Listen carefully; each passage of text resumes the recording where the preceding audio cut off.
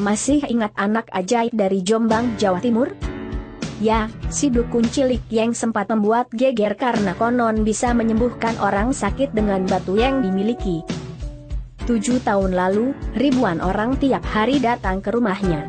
Bahkan lantaran berdesak-desakan, beberapa pasien meninggal dunia setelah terinjak-injak pasien lain. Dia adalah Ponari, si dukun cilik. Nah, bagaimana kabarnya sekarang? Ponari adalah sosok pemalu. Kini ia telah berusia 16 tahun dan sudah duduk di bangku kelas 1 SMP. Mukaromah Ibu Ponari menuturkan, semuanya bermula saat desanya dilanda hujan deras disertai suara petir yang saling menyambar. Ponari saat itu masih duduk di kelas 3 SDN Balongsari, dan sebagaimana bocah pada umumnya ia pun ikut bermain hujan-hujanan. Di tengah geledek petir menyambar itulah Ponari menemukan benda keras yang jatuh mengenai kepalanya. Benda yang ternyata batu itu berwarna coklat muda, dengan bentuk agak lonjong dan berukuran sebesar kepalan tangan anak kecil. Lalu bagaimana awal Ponari jadi dukun? Suatu ketika ada gadis kecil tetangga Ponari demam tinggi dan muntah-muntah. Tanpa disuruh, Ponari pun langsung mendatangi gadis kecil tadi. Lalu memasukkan batu kecil tadi ke gelas berisi air lalu diminumkan ke gadis yang sakit.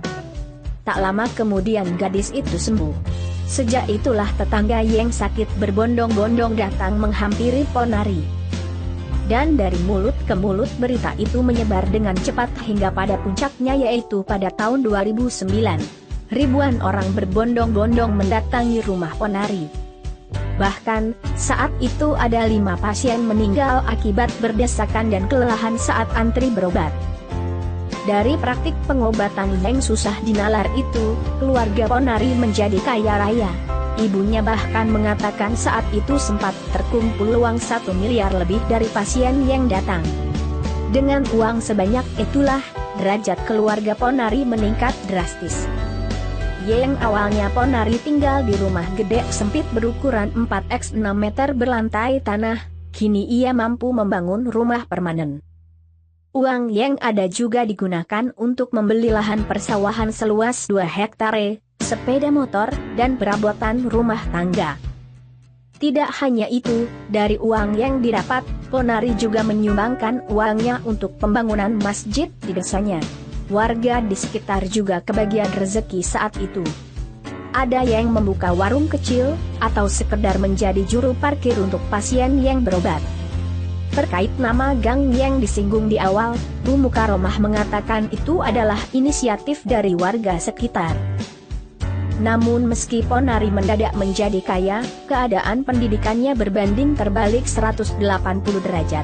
Setelah secara ekonomi keluarganya naik drastis, pendidikan Ponari sempat kacau. Karena terlalu sibuk menjadi dukun cilik, bocah pemalu itu akhirnya gagal saat ujian SD dan tak lulus. Ketua Komnas Perlindungan Anak, Seto Mulyadi saat itu pun menilai praktik itu merampas hak Ponari sebagai anak. Lalu bagaimanakah keadaan Ponari sekarang?